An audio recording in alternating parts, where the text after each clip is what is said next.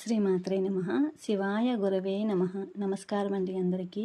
అమ్మ దయతో అందరూ బాగుండాలని మనస్ఫూర్తిగా కోరుకుంటూ, గత వీడియోలో మనము అమ్మవారి చేతిలోని చెరుకు గడ విల్లు గురించి తెలుసుకున్నాం కదా, మనసును ఎలా నియంత్రిస్తుందో అనేసని. మరి ఆ విల్లు నుండి సంధించే బాణాల సంగతి ఏమిటి? లోకంలో ఏ బాణమైనా తగిలితే నొప్పి కలుగుతుంది, కానీ జగన్మాత బాణాలు పుష్పాలు కదా. మరి ఆ తల్లి మనపై వేసే ఈ 5 పుష్ప బాణాలు మన జీవితాన్ని ఎలా మారుస్తాయి? మన 5 జ్ఞానేంద్రియాలకు ఈ బాణాలకు ఉన్న సంబంధం ఏమిటి? ఈరోజు ఈ వీడియోలో పంచతన్మాత్ర సాయక అనే నామం వెనుక ఉన్న యోగ రహస్యాలు, ఇంకా విజ్ఞానము, మన నిత్య జీవితానికి పనికి వచ్చే ఒక అద్భుతమైన జీవిత పాఠాన్ని కూడా మనం తెలుసుకుందాము. వీడియోని ఎక్కడ కూడా స్కిప్ చేయకుండా చివరి వరకు చూడండి, ఎందుకంటే మీ ఇంద్రియాలను అదుపులో ఉంచుకునే ఒక అద్భుతమైన టెక్నిక్ కూడా మీకు అర్థమవుతుంది. ముందుగా శ్లోకంలో మనోరూపేక్షుకోదండ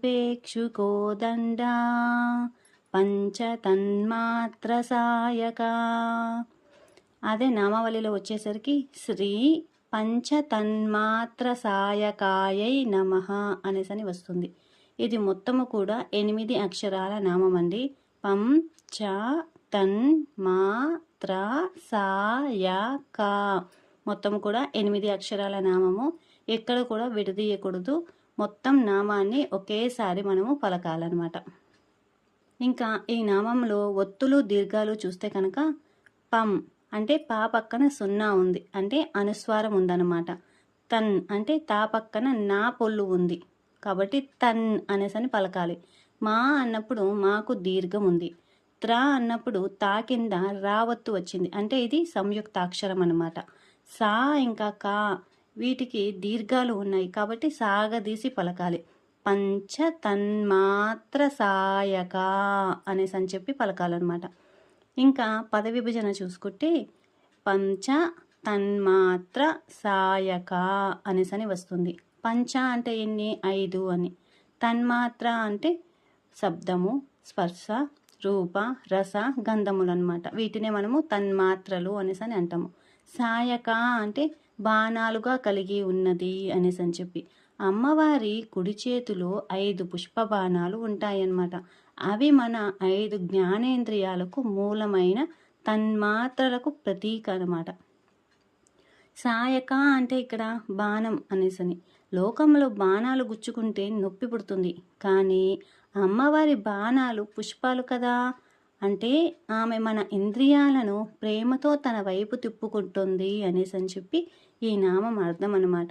అదే మనము స్థూలార్థం చూసుకుంటే కనుక అమ్మవారి చేతిలోని కమలము, కలువ, అశోకము, చూతము, నవమల్లిక అనే 5 పుష్ప బాణాలు ఉంటాయన్నమాట. సూక్ష్మార్థం చూసుకుంటే ఇవి మన శరీరములోని 5 జ్ఞానేంద్రియాలకు సూచిస్తుంది, అంటే కళ్ళు, చెవి, ముక్కు, నాలుక, చర్మం అన్నమాట. మనము దేన్నైనా చూడాలన్నా వినాలన్నా ఈ తన్మాత్రలే కారణము. ఇంకా అంతరార్థం చూసుకుంటే ఈ ప్రపంచంలోని మాయాజాలం అంతా ఈ 5 విషయాల చుట్టూనే తిరుగుతూ ఉంటుంది. అమ్మవారు వీటిని తన చేతిలో పట్టుకుంది అంటే ఈ సృష్టి అంతా కూడా అమ్మ ఆధీనంలో ఉంది అనేసని అర్థం. యోగ శాస్త్రము ప్రకారం చూసుకుంటే ఈ నామము గొంతు భాగంలో ఉండే విశుద్ధ చక్రంతో సంబంధం కలిగి ఉంటుంది. శబ్ద తన్మాత్రకు ఇది ఒక స్థానం అన్నమాట. ఈ నామం జపం వల్ల మన ఇంద్రియాలు బాహ్య ప్రపంచం వైపు కాకుండా అంతర్ముఖమవుతాయన్నమాట.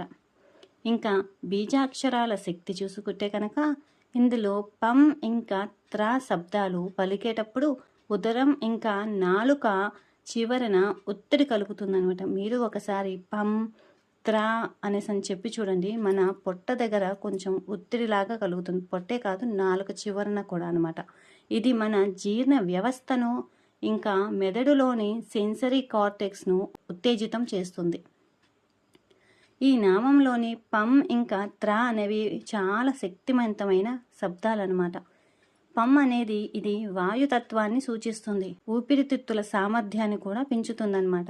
త్రా అనేది రక్షణను సూచిస్తుంది. ఈ శబ్దాల కలయిక వల్ల శరీరంలోని ప్రాణశక్తి క్రమబద్ధీకరించబడుతుందన్నమాట. సైన్స్ ప్రకారం చూస్తే మన మెదడులో ఈ 5 సెన్సెస్ని ప్రాసెస్ చేస్తుందన్నమాట. ఈ నామాన్ని జపించడం వల్ల మెదడులో ఫోకస్ అనేది పెరుగుతుంది. అనవసరమైన ఆలోచనలు కూడా తగ్గుతాయన్నమాట. ఎప్పుడు మనము నిత్యము అమ్మ నామాన్ని పంచతన్మాత్ర సాయక, ఇది ఈ నామాన్ని తప్పులు లేకుండా గుర్తు చేసుకుంటూ ఉచ్చరిస్తూ ఉన్నప్పుడు అన్నమాట. అలాగే అక్షర గణితంగా చూసుకుంటే ఈ నామంలోని 8 అక్షరాలు ఉన్నాయి కదా. 8 సంఖ్య శక్తికి ఇంకా స్థిరత్వానికి ప్రతీక అనమాట. 8 అక్షరాలు గల నామాలు మన అంతర్గత శక్తిని పెంచుతాయన్నమాట. అంటే ఏ నామం అయితే 8 అక్షరాలు ఉంటుందో ఆ నామాలు అన్నీ కూడా మనలోని అంతర్గత శక్తిని పెంచుతుందన్నమాట. అదే మనం ఇప్పుడు జీవితానికి ఎలా అన్వయించుకోవాలి అనేసనంటే, బాణం అంటే తగిలితే నొప్పి కలిగించేది, కానీ పువ్వు అంటే ఆహ్లాదాన్ని ఇచ్చేదనమాట. బాణం ఎప్పుడూ లక్ష్యం వైపు వెళుతుంది. అంటే అమ్మవారి పుష్ప బాణాలు మనల్ని ప్రేమ అనే లక్ష్యం వైపు నడిపిస్తున్నాయి అన్నమాట.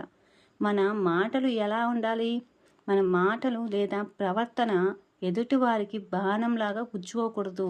పువ్వుల్లా మృదువుగా ఉండాలి. మన ఇంద్రియాలను అదుపులో ఉంచుకొని వాటిని చెడు పనులకు కాకుండా దైవ కార్యాలకి ఉపయోగించాలన్నమాట. ఇప్పుడు ఒక చిన్న కథ చూద్దాము. వేటగాడి బాణము ఇంకా అమ్మవారి బాణం మధ్య తేడా అనమాట. ఒక వేటగాడు జంతువుని చంపడానికి విషపు బాణాన్ని వదులుతాడు, కానీ జగన్మాత మనలోని అజ్ఞానాన్ని చంపడానికి పుష్ప బాణాలను వాడుతుందనమాట.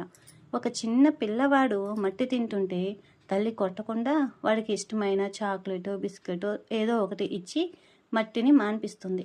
అమ్మవారు కూడా అంతే. మనకి ప్రాపంచిక విషయాల మీద ఉన్న పిచ్చిని వదిలించడానికి తన దైవికమైన నామ సంకీర్తన అనే తీయని పుష్ప బాణాలను మన మీద వేస్తుందన్నమాట. ఆ బాణం తగిలినప్పుడు వాడు సంసార బంధాల నుండి విముక్తుడై అమ్మవారికి దగ్గర అవుతాడు.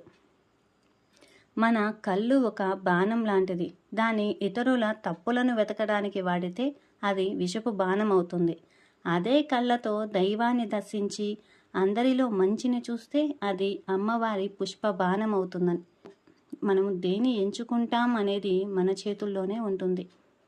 మనోరూపేక్షు కోదండ నామంతో మనసును విల్లుగా సిద్ధం చేసుకున్నాం. మరి ఇప్పుడు ఈ పంచతన్మాత్ర సాయక నామంతో మన ఇంద్రియాలను బాణాలుగా మార్చి అమ్మవారి పాదాల వైపు సంధించాలి. ఇదే ఈ నామం ఇచ్చే పరమార్థం అన్నమాట. ఇప్పటి వరకు మనము అమ్మవారి ఆయుధ వర్ణన పూర్తి చేసుకున్నాము. నెక్స్ట్ వీడియోలో 12వ నామమైన నిజారుణ ప్రభాపూర మధ్యద్ బ్రహ్మాండ మండల, ఈ నామము అమ్మవారి శరీర కాంతి విశ్వమంతా ఎలా నిండి ఉందో తెలుసుకుందాము. శ్రీమాత్రే నమః. శివాయ గురవే నమః. సర్వం శ్రీ లలితార్పణమస్తు.